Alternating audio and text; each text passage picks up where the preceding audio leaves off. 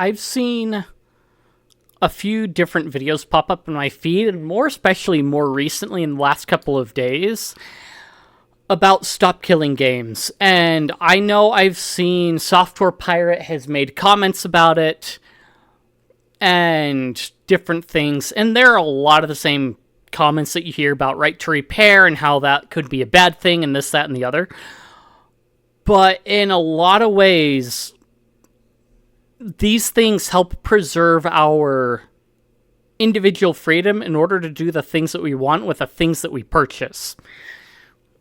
And in many cases, to continue to enjoy those things when a company no longer supports it, or to continue to make use of them when a company no longer supports it.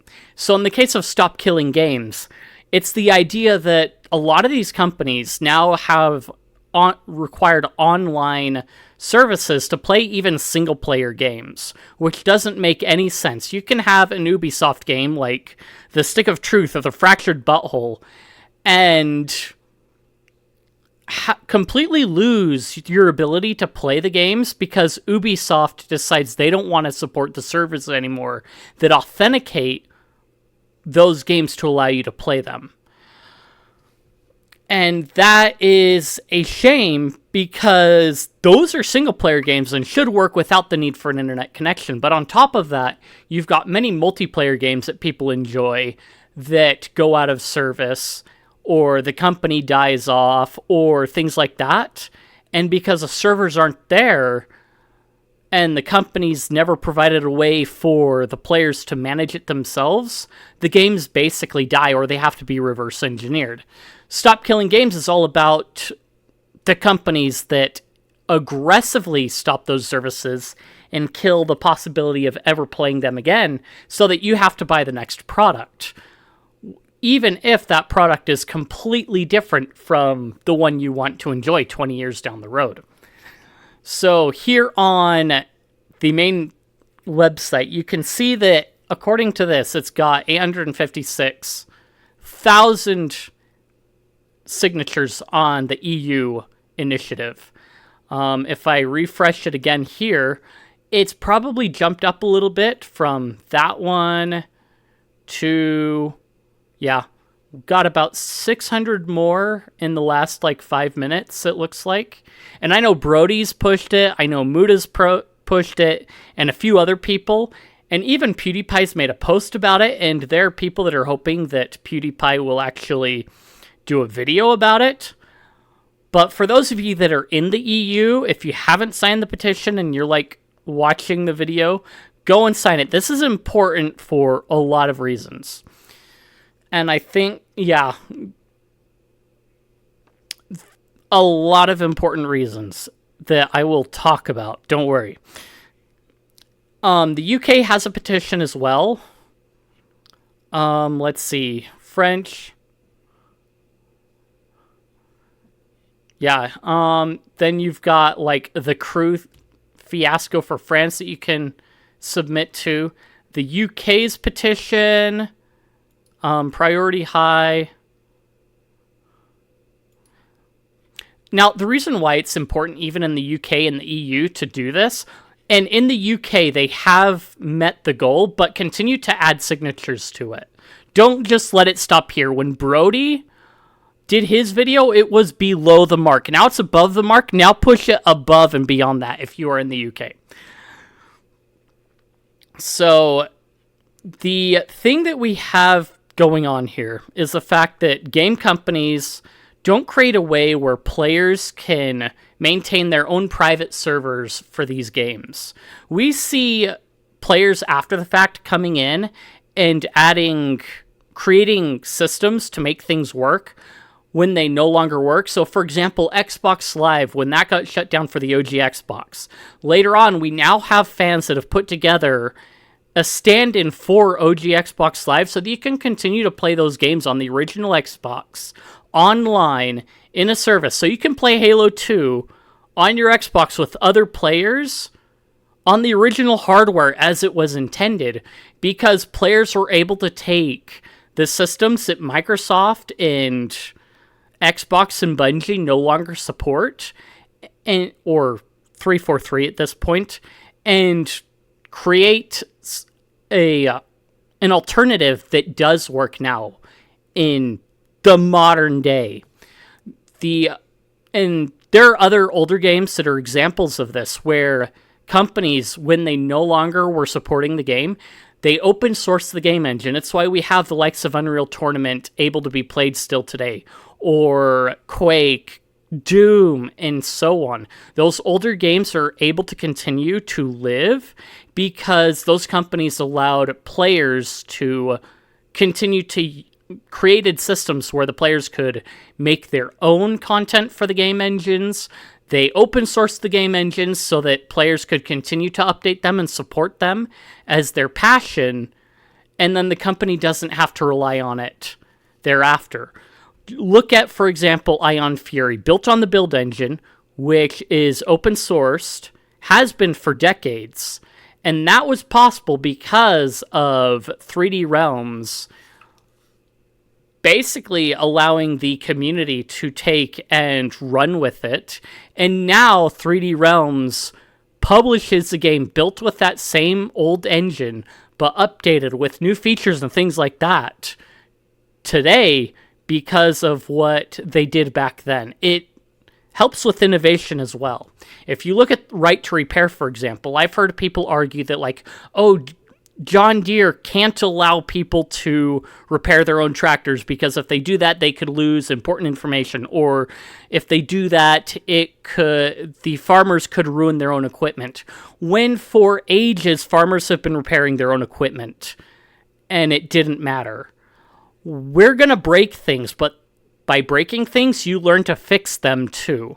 In many cases, many of the fixes that we have are not irreparable. If we irreparably damage something, then we've got other problems to deal with. But the fact that we have the ability to repair our own items or to preserve the games that we enjoy doesn't mean that the company has to continue to lean on supporting that game because the players want it. Passionate players can continue to service the games that they want to play. There are multiple games that even now the original company that developed them is no longer around and went bankrupt, but because of the community surrounding that... Come on. Did I spell?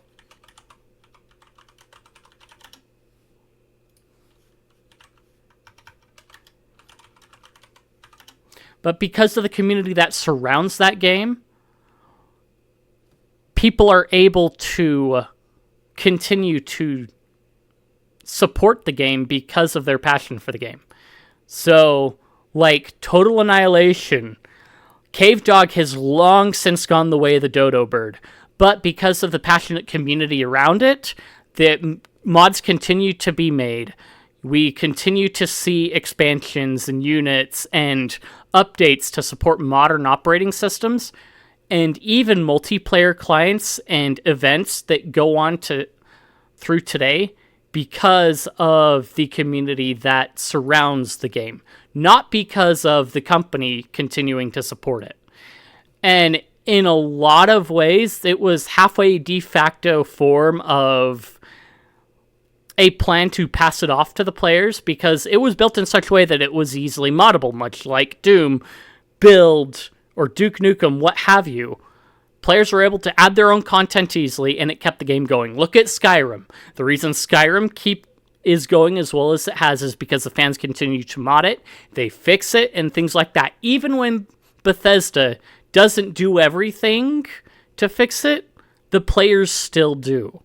A lot of these companies create dumb excuses like, well, if we don't shut down the service, then we're going to have to continue to support it. There are literally versions of games that are... What? Gosh dang it, I can't think.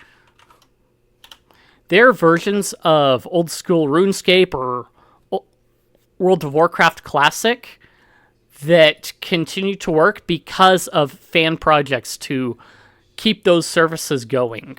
So I can go into here, and 2004scape is an option that lets you play old school RuneScape stuck in 2004 as it was.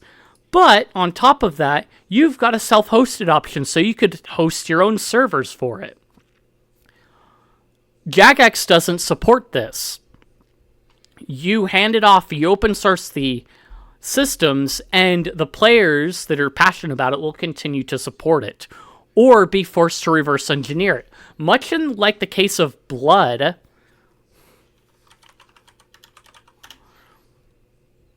you have a problem where the company basically went